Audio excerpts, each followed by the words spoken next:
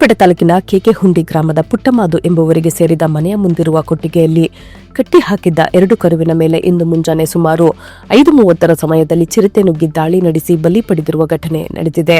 ಕಳೆದ 2-3 ದಿನಗಳಿಂದ ತಾಲೂಕಿನ ವಿವಿಧೆಡೆ ಹುಲಿ ಹಾಗೂ ಚಿರತೆ ದಾಳಿಗಳು ಹೆಚ್ಚಾಗುತ್ತಿದ್ದು ಜಾನುವಾರುಗಳು ನಿರಂತರವಾಗಿ ಬಲಿಯಾಗುತ್ತಿರುವುದರಿಂದ ರೈತರು ತೀವ್ರ ಆಕ್ರೋಶ ವ್ಯಕ್ತಪಡಿಸಿದ್ದಾರೆ. ಅರಣ್ಯ ಇಲಾಖೆ ಈ ಕುರಿತು ಸೂಕ್ತ ಮುಂಜಾಗ್ರತಾ ಕ್ರಮ ಕೈಗೊಳ್ಳದಿರುವುದು ನಿರ್ಲಕ್ಷ್ಯದ ಪರಮಾವಧಿಯಾಗಿದೆ ಎಂದು ಆರೋಪಿಸಲಾಗಿದೆ.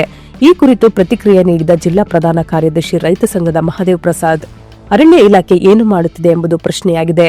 ಇಂತಹ ಪರಿಸ್ಥಿತಿ ಮುಂದುವರೆದರೆ ಅರಣ್ಯ ಸಚಿವರು ತಕ್ಷಣವೇ ರಾಜೀನಾಮೆ ನೀಡಬೇಕು.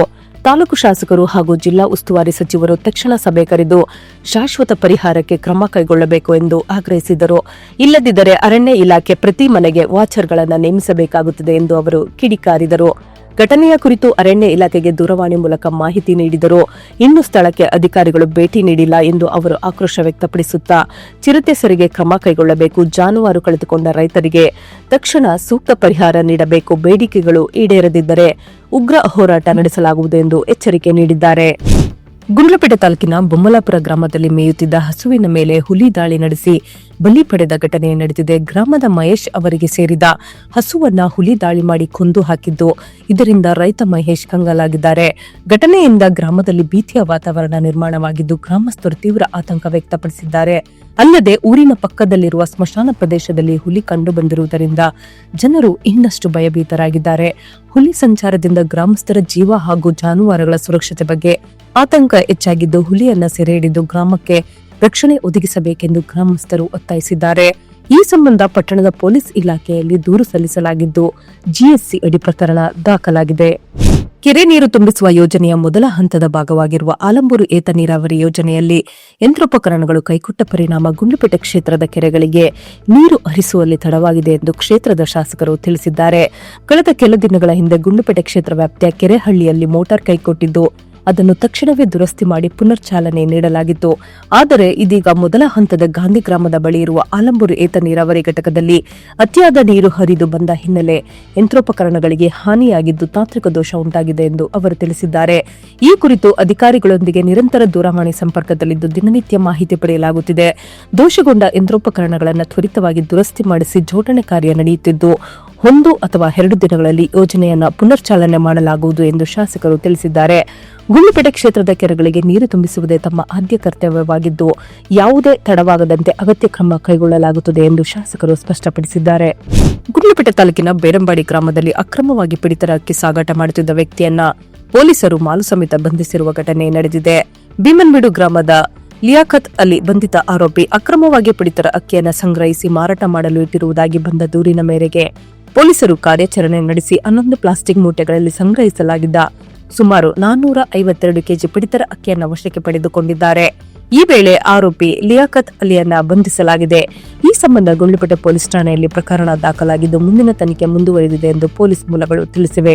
ಗುಂಡ್ಲುಪೇಟೆ ಪಟ್ಟಣದ ಡಿ ದೇವರಾಜು ಅರಸು ಕ್ರೀಡಾಂಗಣದಲ್ಲಿ ಶನಿವಾರ ಮತ್ತು ಭಾನುವಾರ ನಡೆದ Challengers Premier League season 5 cricket ಪಂದ್ಯಾವಳಿಯ ಫೈನಲ್ನಲ್ಲಿ ಸಿಂಹಗರ್ಜನೆ ತಂಡ ಡೆವಿಲ್ ಹಂಟರ್ಸ್ ತಂಡವನ್ನು ಮಣಿಸಿ ಜಯ ಗಳಿಸಿದೆ.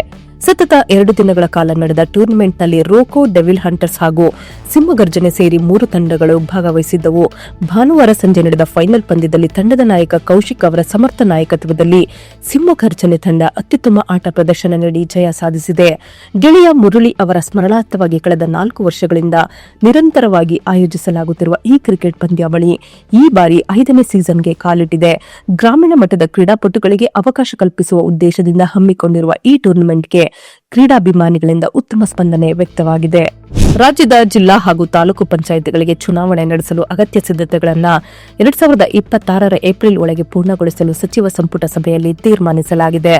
ಜಿಲ್ಲಾ ಮತ್ತು ತಾಲೂಕು ಪಂಚಾಯಿತಿಗಳಿಗೆ ಕೊನೆಯದಾಗಿ 2016ರ ಏಪ್ರಿಲ್ನಲ್ಲಿ ಚುನಾವಣೆ ನಡೆದಿದ್ದು ಆಯ್ಕೆಯಾದ ಸದಸ್ಯರ ಅವಧಿ 2021ರ ಏಪ್ರಿಲ್ 27ರಂದು ಮುಕ್ತಾಯವಾಗಿತ್ತು.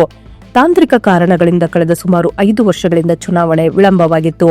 ಇದೀಗ 2026ರ ಬೇಸಿಗೆ ಮುಗಿಯುವ ಮೊದಲು ಚುನಾವಣೆ ನಡೆಸಲು ರಾಜ್ಯ ಚುನಾವಣಾ ಆಯೋಗಕ್ಕೆ ಅಗತ್ಯ ಸಹಕಾರ ನೀಡಲು ಸರ್ಕಾರ ನಿರ್ಧರಿಸಿದೆ. ಗುಂಡ್ಲುಪೇಟೆ ತಾಲೂಕಿನ ಸಂಪಿಗೆಪುರ ಗ್ರಾಮದಲ್ಲಿ ದೊಡ್ಡ ಚಿರತೆ ಹಾಗೂ ಅದರ ಮರಿ ಕಾಣಿಸಿಕೊಂಡಿರುವ ಘಟನೆ ಭಾನುವಾರ ಸಂಜೆ ನಡೆದಿದೆ. ಸಂಪಿಗೆಪುರ ಗ್ರಾಮದ ಸರ್ವೆ ನಂಬರ್ 86ರಲ್ಲಿ ಗ್ರಾಮದ ರಾಜಶೇಖರ್ ಮೂರ್ತಿ ಅವರು ಹಾಲು ತರಲು ಹೋಗುತ್ತಿದ್ದ ವೇಳೆ ದೊಡ್ಡ ಚಿರತೆ ಮತ್ತು ಮರಿ ರೈತರ ಕಣ್ಣಿಗೆ ಬಿದ್ದಿದೆ. ಅಚಾನಕ್ ಕಂಡುಬಂದ ಚಿರತೆಯನ್ನ ನೋಡಿ ಭಯಭೀತರಾದ ರೈತರು ಆತಂಕದ ಕಾರಣದಿಂದ ಯಾವುದೇ ವಿಡಿಯೋ ಮತ್ತು ಚಿತ್ರಗಳನ್ನು ಸೆರೆ ಹಿಡಿಯಲು ಸಾಧ್ಯವಾಗಲಿಲ್ಲ ಎಂದು ಸುದ್ದಿಗುಂಡ್ಲುಪೇಟೆಗೆ ಮಾಹಿತಿ ನೀಡಿದ್ದಾರೆ. ಘಟನೆಯ ಮಾಹಿತಿ ದೊರಕುತ್ತಿದ್ದಂತೆ ಗ್ರಾಮಸ್ಥರು ಎಚ್ಚರಿಕೆಯಿಂದ ಇರುವಂತೆ ಮನವಿ ಮಾಡಿದ್ದಾರೆ. ಸಚಿವ ಸಂಪುಟ ವಿಸ್ತರಣೆ ಅಥವಾ ಪುನರ್ ರಚನೆ ಮಾಡುವ ಉದ್ದೇಶ ಸರ್ಕಾರಕ್ಕೆ ಇದ್ದಲ್ಲಿ ಕಾಂಗ್ರೆಸ್ ಶಾಸಕ ಎಚ್ಎಂ ಗಣೇಶ್ ಪ್ರಸಾದ್ ಅವರಿಗೆ ಸಚಿವ ಸ್ಥಾನ ನೀಡಬೇಕು ಎಂದು ಭೀಮನ್ಬೀಡು ಮಾಜಿ ಗ್ರಾಮ ಪಂಚಾಯಿತಿ ಅಧ್ಯಕ್ಷ ಬಿಜಿ ಶಿವಕುಮಾರ್ ಅವರು ಮನವಿ ಮಾಡಿದ್ದಾರೆ.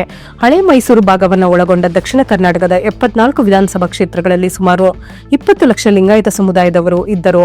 ಈ ಭಾಗದಲ್ಲಿ ಗಣೇಶ್ ಪ್ರಸಾದ್ ಅವರು ಲಿಂಗಾಯತ ಸಮುದಾಯದ ಏಕೈಕ ಕಾಂಗ್ರೆಸ್ ಶಾಸಕರಾಗಿದ್ದಾರೆ ಎಂದು ಅವರು ತಿಳಿಸಿದ್ದಾರೆ. ದಕ್ಷಿಣ ಕರ್ನಾಟಕದಲ್ಲಿ ಪಕ್ಷ ಸಂಘಟನೆಗೆ ಉತ್ತರ ಕರ್ನಾಟಕದ ಲಿಂಗಾಯತ ನಾಯಕರ ಮೇಲಿನ ಅವಲಂಬನೆ ಹೆಚ್ಚಿರುವುದರಿಂದ ಸ್ಥಳೀಯ ನಾಯಕತ್ವಕ್ಕೆ ಆದ್ಯತೆ ನೀಡುವುದು ಅಗತ್ಯವಿದೆ. ಗಣೇಶ್ ಪ್ರಸಾದ್ ಅವರನ್ನು ಸಚಿವರನ್ನಾಗಿ ಮಾಡಿದರೆ ಕಾಂಗ್ರೆಸ್ ಪಕ್ಷದ ಸಂಘಟನೆ ಇನ್ನಷ್ಟು ಬಲವಾಗುತ್ತದೆ ಎಂದು ಅವರು ಅಭಿಪ್ರಾಯಪಟ್ಟಿದ್ದಾರೆ.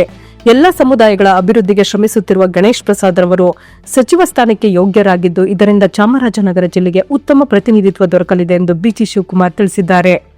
ಪ್ರಖ್ಯಾತ ರಾಜಕಾರಣಿ ಹಾಗೂ ಹಿರಿಯ ನಾಯಕ ಶಾಮನೂರು ಶಿವಶಂಕರಪ್ಪ ಅವರ ನಿಧನಕ್ಕೆ ಸುದ್ದಿಗುಂಡ್ಲುಪೇಟೆ ತಂಡ ತೀವ್ರ ಸಂತಾಪ ವ್ಯಕ್ತಪಡಿಸುತ್ತದೆ. ಅವರ ಅಗಲಿಕೆ ರಾಜ್ಯ ರಾಜಕೀಯಕ್ಕೆ ತುಂಬಲಾರದ ನಷ್ಟವಾಗಿದೆ. ದಿವಂಗತರ ಆತ್ಮಕ್ಕೆ ಶಾಂತಿ ಸಿಗಲಿ, ಅವರ ಕುಟುಂಬದವರಿಗೆ ಹಾಗೂ ಅಭಿಮಾನಿಗಳಿಗೆ ಈ ದುಃಖವನ್ನು ಭರಿಸುವ ಶಕ್ತಿ ದೇವರು ನೀಡಲಿ ಎಂದು ಪ್ರಾರ್ಥಿಸುತ್ತೇವೆ. ಸೊ ಫ್ರೆಂಡ್ಸ್, ಇದಾಗಿತ್ತು ಇವತ್ತಿನ ನ್ಯೂಸ್. ನಿಮಗೆ ಈ ಹೊಸ ಪ್ರಯತ್ನ ಇಷ್ಟವಾದಲ್ಲಿ ಕೂಡಲೇ ನಮ್ಮ ಚಾನೆಲ್ ಅನ್ನು ಲೈಕ್ ಮಾಡಿ, ಶೇರ್ ಮಾಡಿ, ಸಬ್ಸ್ಕ್ರೈಬ್ ಮಾಡಿ.